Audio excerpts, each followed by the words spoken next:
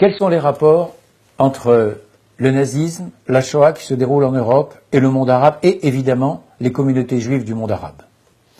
Le sort des communautés juives dans le monde arabe s'est beaucoup détérioré dans l'entre-deux-guerres. Le régime nazi y a été populaire, au moins dans ce qu'on appelle la rue arabe, et les pays arabes qui sont, pour la plupart d'entre eux, pas encore indépendants, sauf un, au moins l'Irak, très officiellement depuis 1932, eh bien, en Irak, les 120 000 juifs d'Irak, c'est-à-dire la deuxième communauté juive dans le monde arabe après celle du Maroc, ces 120 000 juifs d'Irak sont en but à une persécution silencieuse après l'indépendance de 1932. Bagdad, d'ailleurs, s'est rapproché de l'Allemagne, et cette attitude germanophile n'est pas le propre de l'Irak seulement, c'est le propre d'une partie de l'opinion arabe, si tant est qu'on puisse la quantifier. Évidemment, c'est assez difficile. Une chose est sûre, c'est que dans les années 30, il y a une montée de la violence anti-juive dans le monde arabe, Maghreb compris, et il est indéniable que ces passions ont été alimentées par le conflit en Palestine. Ce qui se passe avec l'ouverture de la Seconde Guerre mondiale en 1939, c'est que la défaite française de juin 1940 a été l'occasion au Maghreb, du Maroc jusqu'à la Tunisie, d'une violente poussée de judéophobie d'origine à la fois française, ce qu'on appelle en Algérie les pieds noirs par exemple, ou les colons français de Tunisie ou du Maroc, mais aussi une violente judéophobie d'origine musulmane. Ces agressions, cela dit, il faut les relativiser, ça n'est pas l'Europe, ça n'est pas du tout de taille pogromiste, sauf dans un cas et un seul, sur lequel je reviendrai, c'est le pogrom de Bagdad, le Faroud, le 1er de juin 1941. Ce qui s'est passé à Bagdad, c'est qu'au moment où le régime pro-nazi de Rachid Ali s'est effondré, fin mai 1941, au moment où les Anglais investissent la capitale irakienne, donc le 31 mai, le 1er et le 2 juin 1941, la police irakienne, mais aussi des éléments de l'armée irakienne, mais aussi tout simplement la population de certains quartiers de Bagdad s'est précipitée sur les quartiers juifs et sur les habitations juives en général pour se livrer à un pogrom qui a sans doute été le plus grave pogrom anti-juif commis en terre arabe au XXe siècle. 180 juifs ont été tués en un jour et demi, 2000 ont été blessés, des centaines de viols, 4500 maisons et magasins ont été saccagés, et sur les 90 000 juifs que comptait Bagdad, c'est-à-dire l'essentiel de la communauté juive d'Irak, 50 000 ont été dévalisés, volés, violentés, en tous les cas ont subi des préjudices de quelque nature que ce soit. Donc, à l'opposé, je crois, d'une légende, celle d'une cohabitation uniformément heureuse, on peut dire qu'hélas, durant les années de guerre, il y a eu une exacerbation de la violence anti-juive dans une partie du monde arabe. Certes, il y a Bagdad, qui est l'exemple le plus grave, mais il n'y a pas que Bagdad. Il y a aussi le pogrom de Gabès en Tunisie, qui a duré 3 jours, du 21 au 23 mai 1941. Il y a eu les violences de Casablanca après le débarquement américain de novembre 1942, violences venues à la fois des Français, mais aussi des musulmans, violences de Sefrou au Maroc en juillet 1944. Il y a un deuxième aspect concernant le Maghreb et le monde arabe dans la guerre, c'est celui de ces juifs étrangers qui ont fui l'Europe et qui se sont réfugiés au Maghreb en pensant y trouver une terre d'accueil. C'est vrai globalement jusqu'en 1940. Avec la défaite, en revanche, les choses s'aggravent et un grand nombre de juifs étrangers, d'origine allemande, d'origine autrichienne par exemple, vont se retrouver emprisonnés dans une centaine de camps. On estime qu'en 1942, il y avait déjà 4000 détenus dans les camps du sud marocain et en Algérie.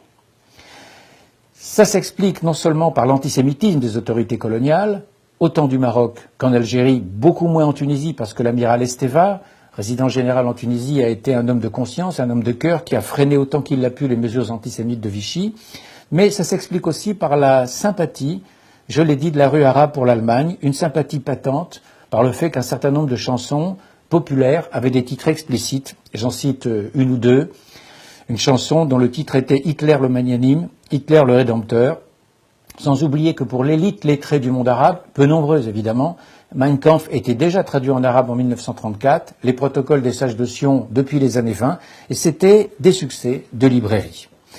Côté Proche-Orient, on a également un nationalisme, qu'il soit celui du Parti national syrien d'Antoun Saadé ou celui du Baas de Michel Aflaq et de Sami al-Joundi, qui n'a jamais caché ses sympathies pro-nazis. Je voudrais citer cette phrase fameuse de Sami al-Joundi, qui est le cofondateur du Baas avec Michel Aflaq, qui disait dans ses mémoires de façon très franche, je le lis, « Nous étions racistes, Quiconque a vécu à Damas durant cette période se souvient de l'engouement général pour le nazisme qui paraissait la seule force capable de servir la cause arabe. Alors, face à cette germanophilie avérée, comment réagissent les Alliés? Ils la connaissent autant que les Allemands la connaissent, et c'est d'ailleurs ce qui explique ce pourquoi Berlin investit autant dans la propagande anti-juive, ce qui ne signifie pas d'ailleurs que cette propagande anti-juive d'origine allemande a eu un impact. On n'en sait rien. On n'a pas les moyens de le connaître. Mais on sait simplement que si Berlin a autant investi en la matière, c'est que Berlin savait que le terrain était fertile. Donc les Alliés, comment réagissent-ils? Eh bien, tout simplement pour ne pas s'aliéner la rue arabe, ils décident de mettre en sourdine toutes les questions relatives à l'antisémitisme et au sionisme. Mais ça n'est pas suffisant comme explication. Il faut ajouter qu'au Maghreb français, l'administration coloniale a été gangrenée par l'antisémitisme. Et du coup, à la libération en 1945, il y a un contraste évident entre l'indifférence, même l'amertume d'une majorité de la population arabe et la joie, mais une joie contrastée, une joie qui n'est pas sans nuance, de la population juive. Alors il y a bien évidemment, quand on étudie cette question, la figure du moufti de Jérusalem. C'est la partie la plus visible de l'iceberg, et hélas, c'est la partie à laquelle on s'intéresse exclusivement. Mais on oublie qu'en réalité, toute une partie du nationalisme arabe a été favorable à Berlin. Alors le moufti, en quelques mots, ce moufti qui a été nommé grand moufti de Palestine, donc de Jérusalem, par les Anglais au début des années 20, s'est réfugié en Irak, parce qu'il a été chassé par les mêmes Anglais au moment des violences en Palestine. Il s'est réfugié en Irak en 1939, et il a contribué au coup d'État pro-nazi de Rachid Ali en avril 1941. Comme il a contribué indirectement au pogrom, le Faroud dont je parlais tout à l'heure, du 1er et 2 juin 1941. Enfui d'Irak, du fait de l'avance anglaise, il se réfugie en Europe, par un détour très long, d'ailleurs, en particulier en passant par l'Iran. Il rencontre Mussolini fin octobre 41, il rencontre surtout Hitler le 28 novembre 41, et il s'établit à Berlin, et il y reste jusqu'à la fin de la guerre, en bénéficiant d'ailleurs d'une solde mensuelle versée par les nazis. Il va chercher à monter des unités militaires arabes ou musulmanes. Ça n'aura pas un très grand succès, il ne faut pas non plus ici exagérer cette importance, mais une chose est sûre, c'est qu'il est parfaitement informé du génocide, qu'il se refusait à tout sauvetage d'enfants juifs. Il a même au contraire incité à ce que l'on envoie les enfants juifs en Pologne où, disait-il, on saurait s'occuper d'eux. Et fin 1943, il a créé en Allemagne un institut arabe de la question juive sur le même modèle que celui qui existait précisément monté par les nazis dans le Reich. Et c'est ce même homme qui, en mars 1944, déclare au micro de Radio Berlin, je le cite, « Tuez les Juifs où qu'ils soient, voilà ce que nous commande Dieu, l'histoire et la religion. » Fin de citation. C'est l'occasion de dire que l'Allemagne n'a pas pensé limiter le génocide aux seules frontières de l'Europe. C'est Hans Frank, le gouverneur général de Pologne, qui disait, en décembre 1941, « Nous devons détruire les Juifs partout où nous les trouvons. » C'est lors du protocole de la conférence de Wannsee, 20 janvier 1942, qu'en face du nom de la France, on trouve ce chiffre étonnant, 700 000 juifs, alors que la France métropolitaine n'en comptait que 330 000. Les 370 000 restants, ce sont tout simplement les juifs du Maghreb. La victoire de Rommel en Afrique du Nord en juin 1942 El Alamein met directement en danger le foyer national juif palestinien et la communauté juive d'Égypte. De fait, aujourd'hui on le sait grâce à l'historiographie allemande, les Allemands avaient préparé un commando dirigé par Walter Rauff, l'homme qui avait inventé les camions à gaz, prépositionné à Athènes et qui attendait le feu vert pour débarquer en Égypte, pour liquider, avec ses hommes, et avec évidemment, on l'imagine, des alliés locaux, la communauté juive d'Égypte, 80 000 personnes, et la communauté juive de Palestine, d'Eretz Israël, entre 450 000 et 550 000 personnes environ. C'est dire qu'on ne doit pas minimiser l'antisionisme des nazis, qui est une véritable passion. L'antisémitisme des nazis a souvent fait oublier cette version-là de leur haine pathologique.